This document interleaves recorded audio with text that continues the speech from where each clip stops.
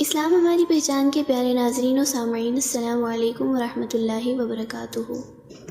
حضرت خدیجہ رضی اللہ تعالیٰ عنہ ایک مالدار عورت ہونے کے ساتھ ساتھ نہایت عقلمند اور تجربہ کار تھیں۔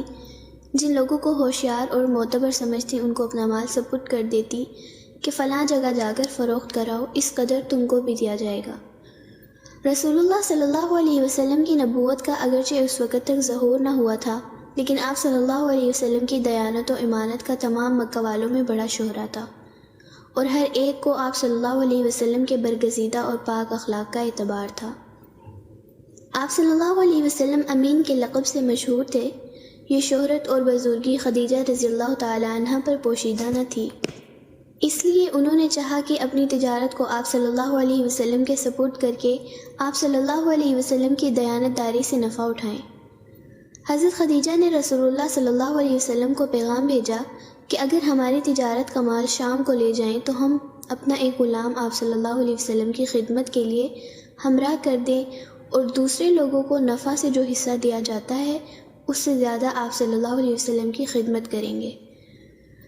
آپ صلی اللہ علیہ وسلم کی ذات مبارکہ چونکہ بلند ہمت اور وسیع الخیال ہستی واقع ہوئی تھی، فوراً اس بعید سفر کے لیے تیار ہو گئے اور خدیجہ رضی اللہ تعالی عنہ کے غلام میسرہ کو ساتھ لے کر شام کی طرف روانہ ہو گئے۔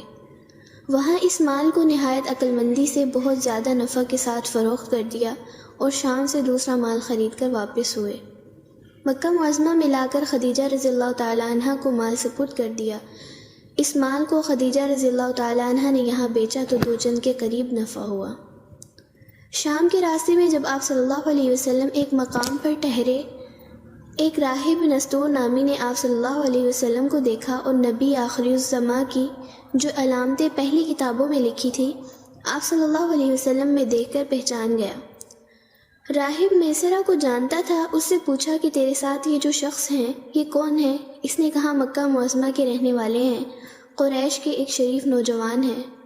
راہب نے کہا کہ یہ نبی ہوں گے۔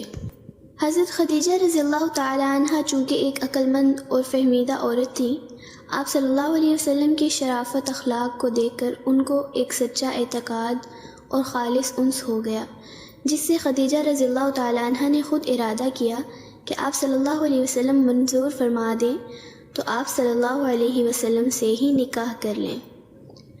جب حضرت صلی اللہ علیہ وسلم کی عمر 25 سال کی ہوئی تو حضرت خدیجہ سے نکاح مقرر ہوا۔ حضرت خدیجہ کی عمر اس وقت 40 اور بعض روایات کی روح سے 45 سال تھی۔ نکاح میں ابو طالب، بنو ہاشم، رؤسائے مضر سب جمع ہوئے۔ ابو طالب نے خطبہ پڑھا۔ اس خطبہ میں ابو طالب نے حضرت صلی اللہ علیہ وسلم کے متعلق جو الفاظ کہے وہ سننے کے قابل ہیں۔ ابو طالب نے کہا کہ یہ محمد بن عبداللہ ہے، جو اگرچہ مال میں کم ہے لیکن شریفانہ اخلاق اور کمالات کی وجہ سے جس شخص کو آپ صلی اللہ علیہ وسلم کے مقابلے میں رکھا جائے، آپ صلی اللہ علیہ وسلم اس سے زیادہ عالی مرتبہ نکلیں گے، کیونکہ مال ایک زائل ہو جانے والا سایہ اور لوٹنے والی چیز ہے، اور یہ محمد صلی اللہ علیہ وسلم جن کی قرابت کو تم سب جانتے ہو، خدیجہ بنت خولید سے نکاح کرنا چاہتے ہیں۔ ان کا کل مہر معجل اور معجل میرے مال سے ہے، اور خدا کی قسم اس کے بعد ان کی بڑی عزت اور عظمت ہونے والی ہے۔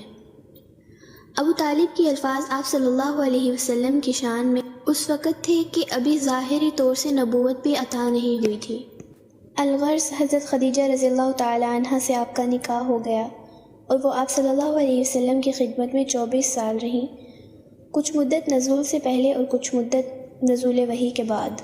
اب ہم بات کرتے ہیں آپ صلی اللہ علیہ وسلم اور حضرت خدیجہ رضی اللہ تعالی عنہ سے اولاد کے بارے میں۔ حضرت خدیجہ رضی اللہ تعالی عنہ سے آپ صلی اللہ علیہ وسلم کے 2 فرزند اور 4 صاحبزادیاں پیدا ہوئیں۔ فرزند ارجمند قاسم اور طاہر رضی اللہ تعالی عنہ تھے۔ قاسم رضی اللہ تعالی عنہ کے نام سے آپ صلی اللہ علیہ وسلم کی کنیت ابو القاسم مشہور ہے، اور طاہر رضی اللہ تعالی عنہ کے متعلق یہ بھی کہا جاتا ہے کہ ان کا نام عبداللہ تھا، اور طاہر اور طیب دونوں آپ کے لقب تھے۔ صاحبزادیاں 4 تھیں، حضرت فاطمہ رضی اللہ تعالی عنہ، زینب رضی اللہ تعالی عنہ، رقیہ رضی اللہ تعالی عنہ اور ام کلثوم رضی اللہ تعالی عنہ۔ یہ سب اولاد حضرت خدیجہ رضی اللہ تعالیٰ عنہ کے بطن سے تھی، البتہ آپ صلی اللہ علیہ وسلم کے تیسرے صاحبزادے جن کا نام ابراہیم تھا، صرف وہ ماریہ قبطیہ سے تھے۔ آپ صلی اللہ علیہ وسلم کے یہ تینوں فرزند بچپن ہی میں وفات پا گئے، البتہ حضرت قاسم کے متعلق بعض روایات سے معلوم ہوتا ہے کہ وہ اس حد تک پہنچ چکے تھے کہ سوار ہو جائیں۔